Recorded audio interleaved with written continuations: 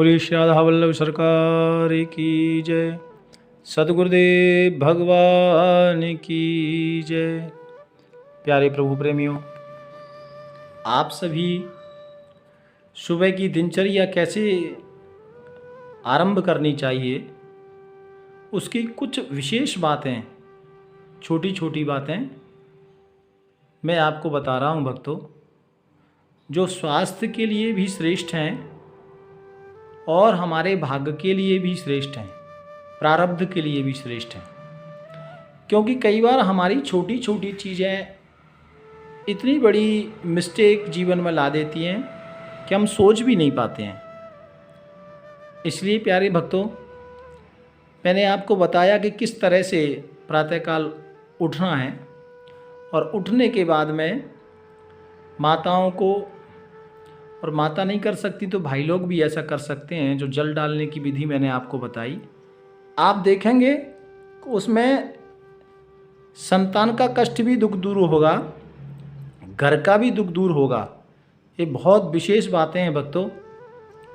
तो जल किस तरह से डालना है, और उसके बाद आगे की दिनचर्या, सुबह प्रातःकाल सबसे पहले तो 1 गिलास जल जरूर पान करो। कई बार कई लोगों की ऐसी शिकायतें होती हैं कि साहब हमें तो प्यास ही नहीं लगती, तो पानी कैसे पिए। आपको प्यास नहीं लगती है तो बिना प्यास के 1 या 2 घूंट लें, फिर धीरे धीरे धीरे धीरे आदत में आ जाएगा। और एक दिन ऐसा आएगा कि आप उठते ही जलपान करेंगे। कम से कम 1 गिलास जलपान आप करें, क्योंकि इसके वैज्ञानिक तरीके भी हैं, और हमारे शरीर से संबंधित जितनी विकृतियाँ हैं, जितना मल है, जितने भी, क्योंकि पूरी रात्रि तो जल पिया नहीं ना, तो सुबह सुबह शरीर को जल मिल जाता है। इसलिए ये ज़रूर से ज़रूर आपने जलपान करना है भक्तों। और जलपान करने के बाद में आप शौच इत्यादि से जब आप बाथरूम में जाएंगे तो आपने ध्यान रखना है। ये कुछ विशेष बातें हैं जो मैं आपके साथ शेयर कर रहा हूँ। आपने जाना है तो उसके लिए जब आप फ्रेश होने लगें, यानी मल त्यागने लगें, तो एक विशेष बात है, और विशेष बात ये है कि मुट्ठी बांधना है, हाथ खुले नहीं रखना है।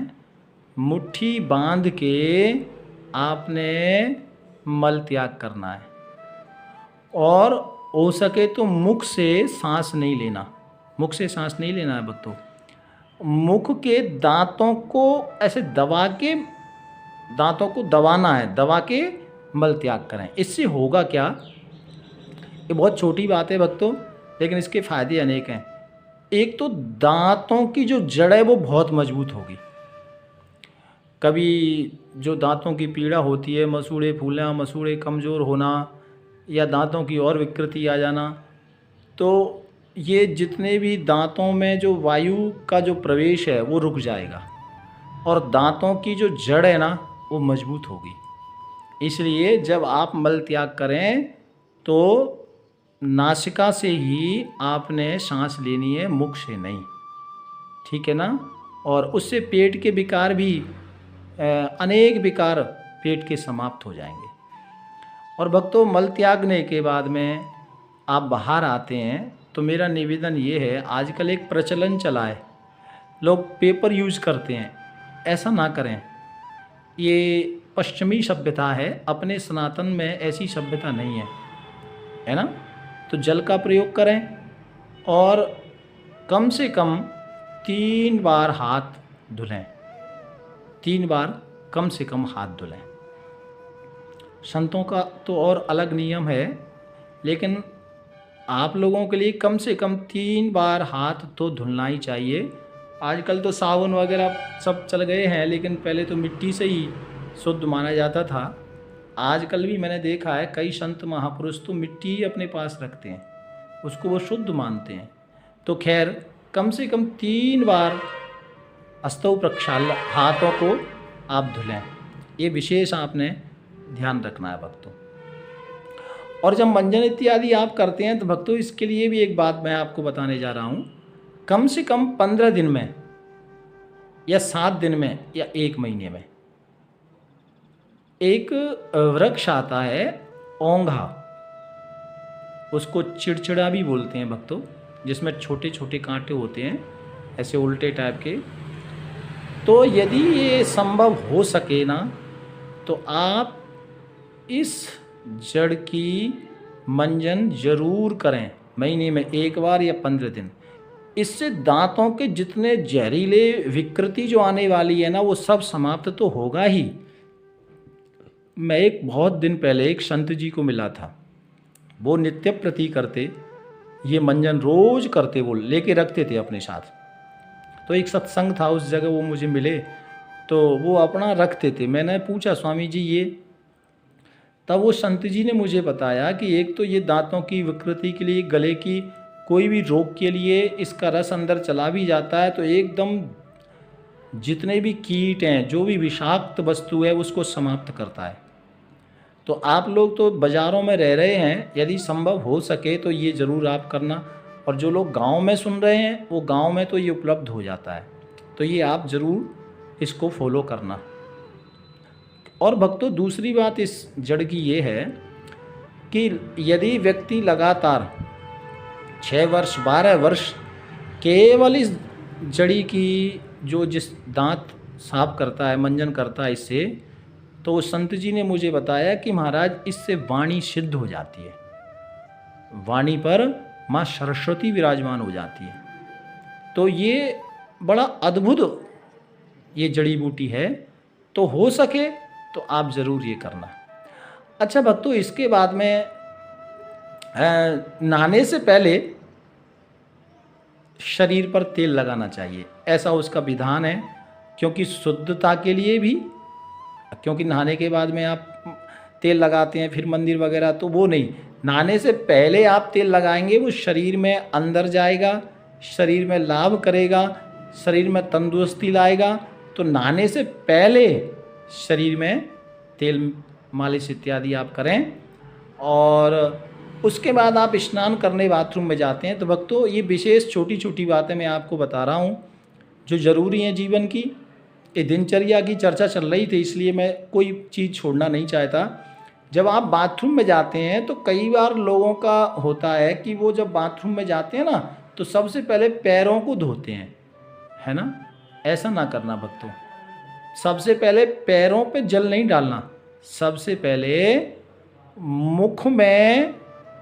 मुख को, चेहरे को आप धुलें, मुख पर जल डालें या सिर पर जल डालें, उसके बाद पैरों पर जल डालें, ठीक है ना।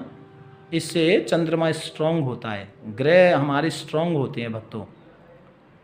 और भक्तों एक नियम और बताऊं, जब आप मंजन इत्यादि करते हैं, सुबह उठते हैं तो मुंह में पानी भरना है ना, जो कुल्ला करते हैं आप, तो मुंह में पानी भरने के बाद फिर आँखों में पानी मारना।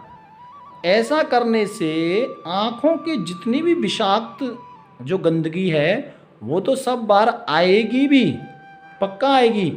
और उसके बाद जो आँखों की ज्योत भी बढ़ती है, ये अनुभव मेरा स्वयं का किया हुआ है भक्तों। आँखों में पानी मारना है, ऐसे नहीं, पहले मुंह में पानी भरो, है ना, दोनों गालों में पानी भरा हो और मुंह में पानी भरने के बाद आँखों में पानी मारना है भक्तों। इसका बहुत विशेष लाभ होता है आँखों के लिए, तो ये क्रिया भी आपको करनी है। और एक आखिरी बात मैं आपको बताना चाहता हूँ, कई बार किसी व्यक्ति का मन चिड़चिड़ापन मन में रहता है ना, भय, हमेशा डर लगा रहता है और हमेशा घबराहट होती है, हमेशा किसी का मन ऐसे ही बेचैन रहता है, मानसिक तनाव रहता है, बहुत ज़्यादा सिर दर्द रहता है, तो और बहुत ज़्यादा लड़ाई करने का मन करता है, छोटी छोटी बातों पे बहुत क्रोध आता है।